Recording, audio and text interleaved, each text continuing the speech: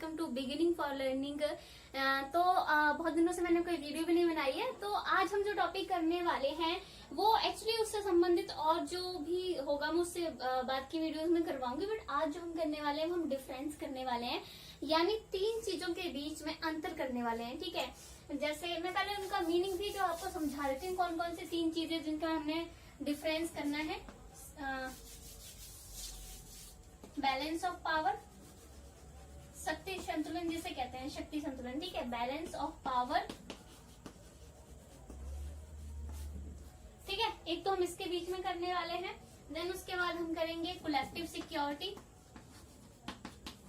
Collective security को सामूहिक सुरक्षा कहते हैं, कलेक्टिव सिक्योरिटी।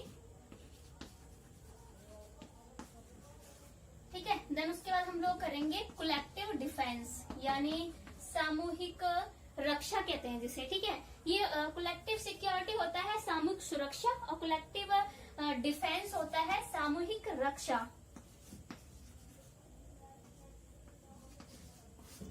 ठीक है, तो ये हो गया हमारा, हम इनके बारे में जो है वो आज करने वाले हैं।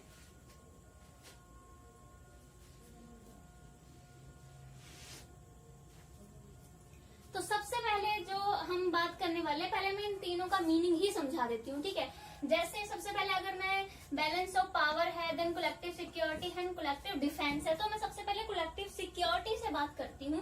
ठीक है, यहाँ से शुरू। कलेक्टिव सिक्योरिटी का मीनिंग क्या होता है, यानी सामूहिक सुरक्षा।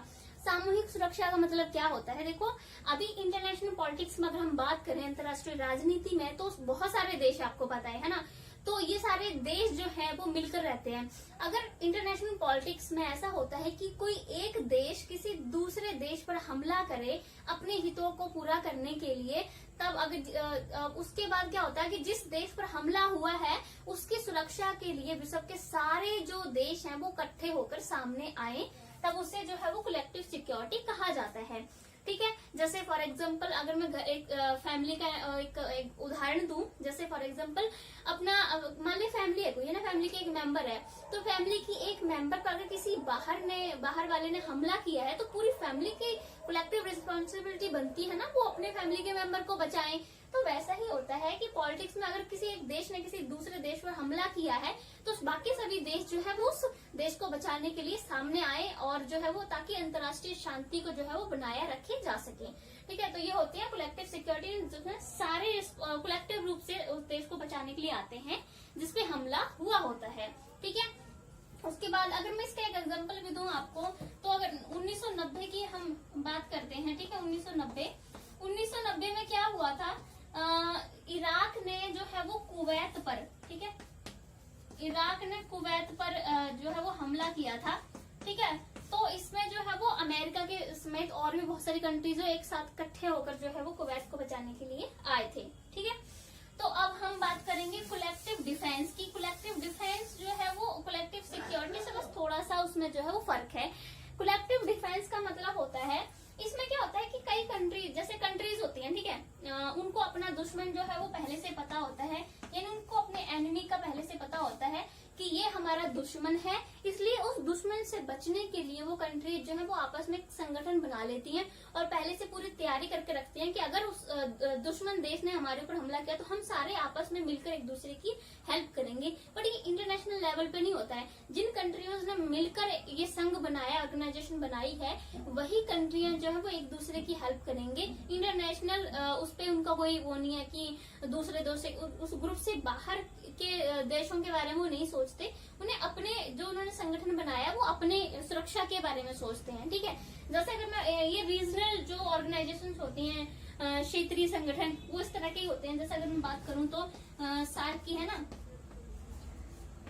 सार्क की बात करूं तो सार्क इस तरह का ही है। इसमें जो साउथ एशियन कंट्रीज हैं, उन सब कंट्रीज ने मिलकर एक संगठन बनाया है, तो दैट कि अगर कोई भी बाहर का दुश्मन जो है उन पर हमला करता है तो वो एक दूसरे की जो है उस टाइम में हेल्प करेंगी। ठीक है, तब ये होता है कि इसमें दुश्मन सामने से पहले ही पता होता है कलेक्टिव डिफेंस में, फिर उससे बचने के लिए जो है वो मिलकर एक संगठन बना लिया जाता है। और बैलेंस ऑफ पावर में क्या होता है कि जब इंटरनेशनल पॉलिटिक्स में, ठीक है, क्या होता है कि एक देश बहुत ज्यादा शक्तिशाली बनता जाता है, और जब कोई एक देश बहुत ज्यादा शक्तिशाली बनेगा तो क्या होगा, वही कि वो अपनी डोमिनेंस दिखाने की कोशिश करेगा, किसी भी देश पर हमला करने की कोशिश करेगा। तो बैलेंस ऑफ पावर क्या करती है, इंटरनेशनल पीस को बनाने के लिए, अंतर्राष्ट्रीय शांति को बनाए रखने के लिए वो क्या करते हैं, एक तरह का बैलेंस बनाते हैं, संतुलन बनाते हैं शक्ति का, ठीक है, ताकि कोई भी देश, यानी इसमें होता है कि कोई भी देश इतना ज्यादा शक्तिशाली ना बन जाए, यानी उसको बनने नहीं दिया जाता इतना शक्तिशाली कि वो अंतर्राष्ट्रीय शांति को जो है वो भंग कर सके, ठीक है। ये तो हो गया हमारा बैलेंस ऑफ पावर। अंतर्राष्ट्रीय, देखो अगर वही वाली बात है इसमें बैलेंस ऑफ पावर में कि अगर एक जिस ज्यादा शक्तिशाली हो गई कोई कंट्री है ना, तो जिसकी लाठी उसकी भैंस जैसी सिचुएशन जो है वो बन जाएगी, क्योंकि वो तो ज्यादा पावरफुल है, वो दूसरों पर जो वो कोशिश करेगा कि मैं डोमिनेंस करूं इंटरनेशनल पॉलिटिक्स में, तो इसलिए जो है वो उस पर किस तरह के प्रतिबंध लगा दिए जाते हैं। अगर कोई जो कंट्री है बहुत ज्यादा पावरफुल बनने की कोशिश करती है, वैसे रोका नहीं जाता उसे कि आप शक्तिशाली नहीं बन सकते, आप उस तरह के साधन इकट्ठे नहीं कर सकते जिससे आप शक्तिशाली बन सको, उसकी शक्तियों पे किस तरह के कुछ प्रतिबंध लगा दिए जाते हैं, ठीक है। ये हो गया तीनों का मतलब। अब हम लोग करने वाले हैं सबसे पहले बैलेंस ऑफ पावर और कलेक्टिव सिक्योरिटी में डिफरेंस, ठीक है, इन दोनों में डिफरेंस करेंगे। अब डिफरेंस के जरिए आप इन दोनों को बहुत अच्छे से समझ पाओगे, ठीक है। जैसे अगर मैं पहला पॉइंट लिखूं, मैं इंग्लिश में लिख रही हूँ, हिंदी में एक्सप्लेन कर दूंगी इस चीज को, ठीक है। ये मैं कुछ चीजें शॉर्ट में लिख दूंगी बाद में, ठीक है। अभी तो मैं चलो इसको वैसे लिख देती हूँ क्योंकि ऐसे बहुत टाइम लग जाता है लिखने में ही, तो ज्यादा वीडियो बन जाती है टाइम की, मतलब ज्यादा टाइम की वीडियो बन जाती है। कलेक्टिव सिक्योरिटी इज कोऑपरेटिव, ठीक है, collective security is cooperative where as balance of power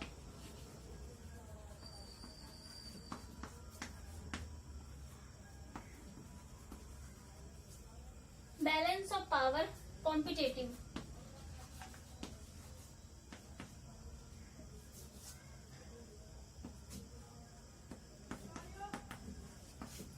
ठीक है। लिखा है collective security, collective security is cooperative where as balance of power competitive. Collective security मतलब यानी जो सामूहिक सुरक्षा है वो एक तरह से सहयोग वाली होती है, कोऑपरेटिव यानी सहयोगी होती है, लेकिन जो बैलेंस ऑफ पावर है वो एक तरह से कंपटीशन रखती है, ठीक है। इस तरह से क्या होता है, तो इसमें क्या है, देखो जो कलेक्टिव सिक्योरिटी है, मैंने क्या बोला, एक तरह से कॉपरेशन की बात करती है, क्योंकि कलेक्टिव सिक्योरिटी क्या कहती है कि अगर किसी देश पर हमला हुआ तो बाकी सारे जो है वो सहयोग करें उस देश का जिस पर हमला किया है, तो उसको जो है वो बचाने की कोशिश करें, सभी एक साथ मिलजुल कर रहें, अंतर्राष्ट्रीय शांति को बना के रखें। तो ये सहयोग की बात करती है कि मिलजुल कर रहो, इस तरह से युद्ध या अशांति इंटरनेशनल पॉलिटिक्स में ना फैलाओ, ठीक है। तो तभी अगर किसी पे हमला होता तो ये बचाने के लिए आ जाते हैं, ठीक है। जैसे अभी हाल ही हम बात करें तो इजराइल ने किया है ना, फिलिस्तीनियों ने भी किया, तब उसमें जो है वो सारी कंट्रीज ने जो है वो कोशिश की कि इन दोनों में जो है इस तरह का जो प्रतिस्पर्धा चल रही है वो दूर हो जाए। तो बैलेंस ऑफ पावर कॉम्पिटेटिव होती है। बैलेंस ऑफ पावर एक्चुअली में अगर हम क्या करें, ये दो गुटों में चलते हैं एक तरह से, ठीक है। तो दो गुटों में क्या होता है कि वो एक दूसरे को कंपटीशन लगा के रखते हैं कि हमको ज्यादा पावर गेन करनी है सामने वाले ग्रुप से, हमें उससे ऊपर जाना है, वो सामने वाले ग्रुप जो है वो हमारा पूरी तरह से दुश्मन है। और ये चीज कब हुई थी, जब यूएसएसआर और यूएसए इन दोनों में जब बाइपोलर जब बन गया था, मतलब कि ठीक है, तब ये इन दोनों में कंपटीशन चल रहा था। तो दो ग्रुप होते हैं, जैसे मान लीजिए ये दोनों ग्रुप हैं, तो इनमें कंपटीशन की भावना होगी। इस ग्रुप में जितने भी देश शामिल है वो उनको अपना दुश्मन मानेंगे, उनसे ज्यादा शक्तिशाली बनने की कोशिश करेंगे। तो बैलेंस ऑफ पावर जो है एक तरह से प्रतिस्पर्धा जो है वो उसको बढ़ावा देती है, ठीक है। लेकिन कलेक्टिव सिक्योरिटी कहती है कि इंटरनेशनल जो पॉलिटिक्स में है, ठीक है, अंतर्राष्ट्रीय स्तर पर आप सभी सहयोग से रहो, शांति से रहो, ठीक है। बैलेंस ऑफ पावर इस तरह का चीजों को सपोर्ट नहीं करती है। देन हमारे पास दूसरा पॉइंट है, ऑल स्टेट्स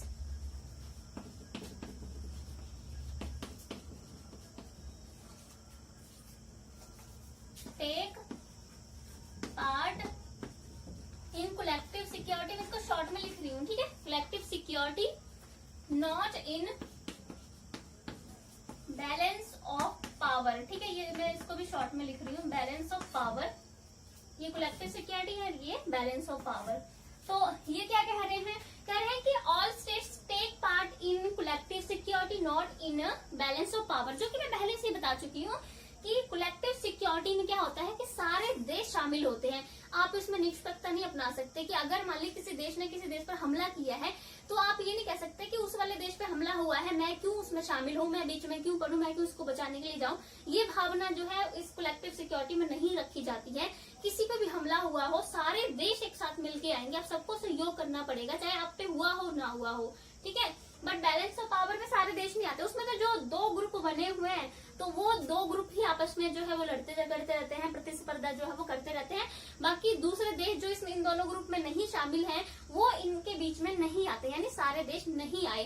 जैसे अगर मैं बात करूं तो अपना था यूएसएसआर है ना, और यूएस से जब इन दोनों में शीत युद्ध चल रहा था, कोल्ड वर्ल्ड वॉर, तब कुछ कंट्रीज थी जिन्होंने गुट निरपेक्षता की, नॉन अलाइनमेंट की नीति अपनाई थी। तो वो कंट्रीज जो है इनके इस संघर्ष में, ये जो इनके बीच में प्रतिस्पर्धा चल रही थी उसमें वो कंट्रीज शामिल नहीं थी।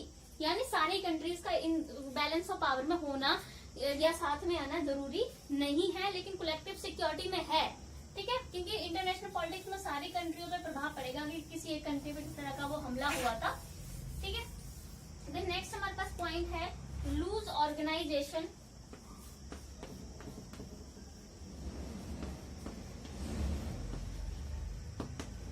Loose organisation in collective security, ठीक है। Strong in balance of power, ठीक है। तो ये है कि जो कलेक्टिव सिक्योरिटी होती है उसमें इस तरह का कोई पहले से किस तरह का संगठन, कोई ऑर्गेनाइजेशन जो है वो नहीं बना के रखी जाती है कि अगर किसी देश ने किसी देश पर हमला किया तो वो संगठन जो है वो पहले से तैयारी करके रखेगा। ऐसा कलेक्टिव सिक्योरिटी में कुछ भी नहीं होता है। कलेक्टिव सिक्योरिटी में जो है वो एकदम इमीडिएट एक्शन होता है कि अगर किसी कंट्री ने किसी देश पर हमला किया है, किसी दूसरे कंट्री पर हमला किया है, तो तभी सारी कंट्रीज वो एक्शन लेंगी, एक साथ में आएंगी, उस देश को बचाने के लिए जो भी कदम है वो उठाएंगी। पर इन्होंने पहले से कोई ऑर्गेनाइजेशन बना के नहीं रखी होती है कि लो जी ऐसे हुआ तो इस ऑर्गेनाइजेशन में हम सारे शामिल हैं, जैसे हमला हुआ हम एकदम बचाने के लिए आपको चल पड़ेंगे, ऐसा कुछ भी नहीं होता है। इसमें बैलेंस ऑफ पावर में ऐसा ही होता है। इसमें पहले से ही जो है वो ग्रुप बना लिए जाते हैं, ऑर्गेनाइजेशंस बना ली जाती हैं कि कभी हमला हुआ तो ये ऑर्गेनाइजेशन जो है सामने आएगी। हमें हमारे ग्रुप में किसी पे भी हमला हुआ, किसी भी सदस्य पे, तो जैसे यूएसएस और यूएसए की बात करूं तो उन्होंने जैसे नाटो, सीटो, सेंटो इस तरह के जो है वो बना रखे थे ऑर्गेनाइजेशंस। जैसे अपना यूएसएसआर ने नाटो बना रखा था, ठीक है। उन्होंने इस तरह का जो है वो इस तरह से ग्रुप जो है वो बना रखे थे, पहले से ऑर्गेनाइजेशंस बना रखे। इसमें ऑर्गेनाइजेशंस की बहुत ज्यादा महत्वपूर्ण जो है उसको महत्व दिया जाता है बैलेंस ऑफ पावर में। बट कलेक्टिव सिक्योरिटी में जो है इस तरह से पहले से ऑर्गेनाइजेशंस बना के नहीं रखी जाती हैं जो हमला होने पर तुरंत एक्शन ले सकें, ठीक है। देन नेक्स्ट है हमारा fourth point, in collective security enemy is from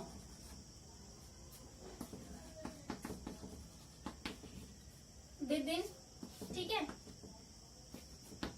in balance of power it is from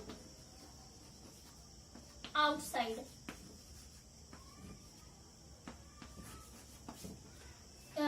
देखो कलेक्टिव सिक्योरिटी में क्या होता है, लिखा है कि इन कलेक्टिव सिक्योरिटी यानी इन कलेक्टिव सिक्योरिटी में जो एनिमी होता है, दुश्मन होता है देशों का, वो भीतर से ही कोई होता है। जैसे इंटरनेशनल पॉलिटिक्स में देखो सारी कंट्री साथ में रह रही है, ठीक है। अब इनमें से हमें नहीं पता कि कौन सा दुश्मन जो है हमारा कब बन सकता है। तो ये है कि हम जो इंटरनेशनल में सारी पॉलिटिक्स है उनमें से ही कभी भी किसी भी समय पर जो है कोई भी देश जो है वो इस तरह से दुश्मन बन सकता है, ठीक है। तो हमारे जैसा होता है ना कि हमारे अंदर से ही कोई दुश्मन जो है वो निकल सकता है, ठीक है। लेकिन बैलेंस ऑफ पावर में जो दुश्मन होता है वो बाहर से होता है, ठीक है। क्योंकि बैलेंस ऑफ पावर में बताया है कि जो एक ग्रुप में जो देश शामिल है वो आपस में जो शामिल है ग्रुप, उसमें से कोई दुश्मन नहीं होगा ना। हमारे ग्रुप के बाहर वाले जो होंगे वो हमारे दुश्मन हो सकते हैं, लेकिन हमने तो एक सहयोग की भावना से ही ग्रुप बनाया है, तो ग्रुप के अंदर वाले हमारे दुश्मन तो नहीं होंगे ना। तो वही है, देखो कलेक्टिव सिक्योरिटी में बाहर से कोई भी दुश्मन होता है। जैसे फॉर एग्जांपल इंटरनेशनल पॉलिटिक्स में नॉर्मल सब कुछ चल रहा है, ठीक है। अब इनमें से ही पता नहीं चलता कि कब कौन सा देश जो है वो हमारा दुश्मन बन जाए। जैसे ठीक है, अगर अमेरिका सारी कंट्रीज हैं एक साथ इंटरनेशनल पॉलिटिक्स में है, तो अमेरिका का देखो उत्तरी कोरिया के साथ में जो है वो इस तरह से संघर्ष हो गया था। तो मतलब बीच में से ही कोई भी दुश्मन निकल आया, इससे पहले से पता नहीं होता है इसमें। बट बैलेंस ऑफ पावर में जो दुश्मन होता है वो हमारे ग्रुप से बाहर का ही होता है, हमारे ग्रुप का नहीं होता है। ठीक है,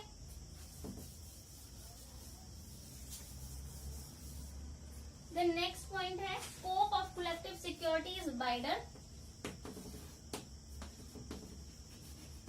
scope of collective security is wider, यानी कलेक्टिव सिक्योरिटी का जो क्षेत्र होता है, कार्य क्षेत्र होता है, वो बहुत विस्तृत होता है, बड़ा होता है। ठीक है, एंड इट इज नैरो, यानी नैरो मतलब संक्षिप्त, बहुत छोटा सा जो है इसका कार्य क्षेत्र होता है, ऑफ बैलेंस ऑफ पावर। तो ये है कि जो कलेक्टिव सिक्योरिटी है, ठीक है, जो सामूहिक सुरक्षा है, उसका जो कार्य क्षेत्र है वो बहुत ज्यादा बड़ा होता है, क्योंकि सामूहिक जो सुरक्षा है यानी कलेक्टिव सिक्योरिटी है, उसमें इंटरनेशनल जो पूरे सारे जो देश है सबकी सुरक्षा की बात की जाती है, अंतर्राष्ट्रीय शांति की बात की जाती है ना, उसमें सारी कंट्रीज शामिल होती हैं, सबके भले के बारे में सोचा जाता है, पूरी जो विषय है उसके बारे में। लेकिन बैलेंस ऑफ पावर में तो सिर्फ जो हमारे ग्रुप में देश शामिल उनके सुरक्षा के बारे में सोचा जाता है, ग्रुप से बाहर कुछ हो रहा हो हमें लेना देना नहीं होता है। जैसे अगर मैं बात करूं यूएसएसआर और यूएसए की, है ना, तो यूएसएसआर क्या है, यूएसएसआर में जितने भी देश शामिल हैं, तो यूएसएसआर तो अपने देशों की सुरक्षा के बारे में सोचेगा ना, वो उसको इंटरनेशनल पीस क्रिएट करनी है, ऐसा कुछ तो नहीं करेगा ना। तो बैलेंस ऑफ पावर का जो स्कोप है वो जो है वो थोड़ा संक्षिप्त होता है, यानी अपने ग्रुप तक ही सीमित रहते हैं, उनकी ही शांति की बात करते हैं, इंटरनेशनल शांति की बात ये नहीं करते हैं। ठीक है, नेक्स्ट पॉइंट है हमारे पास, ये मैं पहले भी बता चुकी वैसे तो, कलेक्टिव सिक्योरिटी इज इमीडिएट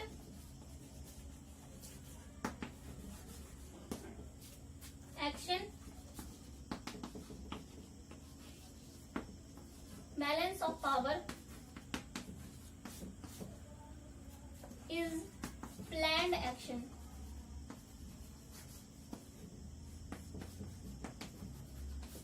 ठीक है, जैसे कि मैंने आपको बताया जो सामूहिक सुरक्षा है, कलेक्टिव सिक्योरिटी, वो एकदम एक्शन उसमें लिया जाता है, किसी भी तरह का कार्रवाई एकदम की जाती है, पहले से कोई संगठन बना के नहीं रखा जाता है, पहले से हथियार जुटा के नहीं रखे जाते हैं, कोई तैयारी युद्ध की नहीं की जाती है। अगर किसी देश ने किसी देश में हमला किया तो तभी एकदम सारे देश शामिल एक साथ में बातचीत करेंगे, कोई डिसीजन लेंगे, उसको कैसे बचाना है, क्या कार्यवाही करनी है, वो एकदम इमीडिएट एक्शन लेते हैं, पहले से प्लानिंग करके नहीं रखी गई होती है।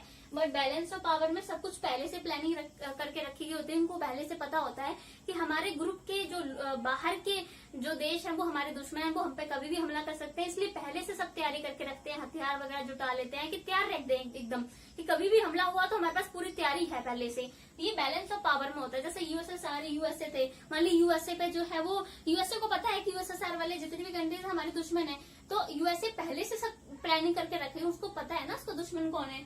तो ये होता है कि इसमें इमीडिएट एक्शन नहीं होता है बैलेंस ऑफ पावर में, ये पहले से तैयारी करके रखते हैं, किसी भी इस तरह के हमले के लिए पहले से तैयार रहते हैं। ठीक है, बैलेंस ऑफ पावर में ऐसा नहीं होता है, वो एकदम ही किस तरह का कोई एक्शन लेते हैं। देन है उसके पास हमारे पास 7 पॉइंट है,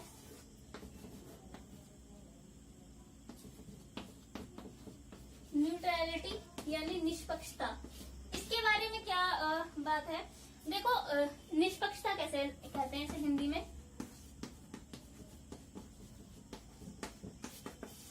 न्यूट्रलिटी के मतलब है, देखो जो कलेक्टिव सिक्योरिटी है, ठीक है, और बैलेंस ऑफ पावर है, कलेक्टिव सिक्योरिटी में निष्पक्षता आप नहीं अपना सकते। निष्पक्षता का मतलब है कि आप जो है वो अपने आप को अलग घोषित नहीं कर सकते हैं कि मुझे इनसे कोई लेना देना, मैं अलग हूँ। ठीक है, जैसे इंटरनेशनल पॉलिटिक्स में मैंने बात कर रही हूँ कि अगर किसी कंट्री पे हमला हुआ है तो कोई कंट्री ऐसा नहीं कह सकती कि उस वाली कंट्री पे हमला हुआ है मैं उसका साथ देने नहीं जाना है, कि हमला हमारे ऊपर थोड़ी हुआ है, हमें क्या लेना देना। आप ये वाली भावना जो है वो इंटरनेशनल पॉलिटिक्स में नहीं अपना सकते, आप अपने आप को निष्पक्ष घोषित नहीं कर सकते हो।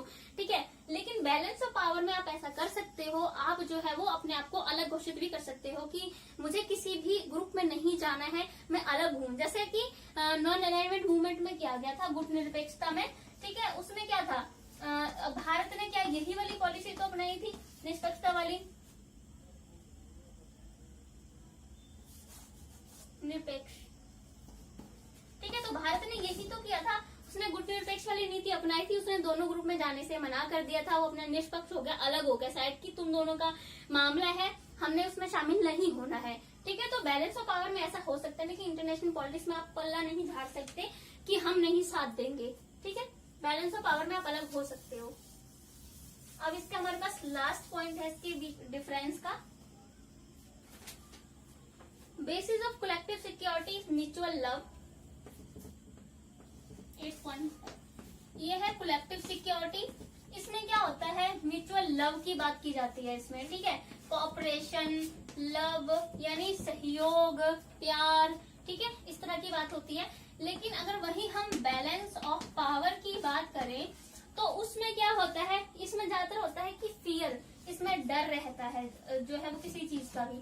ठीक है, अब देखो कलेक्टिव सिक्योरिटी में क्या है, वही वाली बात मैंने बोली, कलेक्टिव सिक्योरिटी क्या बात करती है कि सहयोग से रहो, अंतर्राष्ट्रीय शांति को बना के रखो, एक दूसरे का सहयोग दो, युद्ध की स्थिति पैदा ना करो, मिलजुल कर रहो, है ना, ये कलेक्टिव सिक्योरिटी बात करती है। लेकिन बैलेंस ऑफ पावर, इसमें दो ग्रुप बने होते हैं, वो तो एक दूसरे से कंपटीशन करते रहते हैं, एक दूसरे से आगे जाना चाहते हैं, सामने वाले पे हमले करते रहना चाहते हैं, तो ऐसे में एक प्रकार का डर बना रहता है। जैसे दो ग्रुप के जो सदस्य हैं, जैसे ए और एक ग्रुप ए है, एक बी है, तो अगर ए ग्रुप वाले जो सदस्य हैं उनको हमेशा एक प्रकार का डर बना रहे कि भी जो बी ग्रुप जो कि हमारा दुश्मन है वो कभी भी हम पे हमला कर सकता है। ठीक है, उनको हमेशा डर रहता है कि ये जैसे होता है ना कि एक देश जो है वो ए ग्रुप में शामिल है, एक बी में शामिल है, लेकिन उन दोनों की सीमाएं आपस में मिलती हैं बिल्कुल, तो उन दोनों को आपस में डर रहेगा कि पता नहीं ये मेरे पे कब हमला कर दे और ये मेरे पे कब हमला कर दे। ठीक है, तो ऐसा डर जो है वो बना रहता है बैलेंस ऑफ पावर में। तो ये हो गया हमारा balance of power and collective security में अंतर। मुझे लग रहा है कि अब आपको अच्छे से पता चल गया होगा कि बैलेंस ऑफ पावर क्या है और कलेक्टिव सिक्योरिटी क्या है।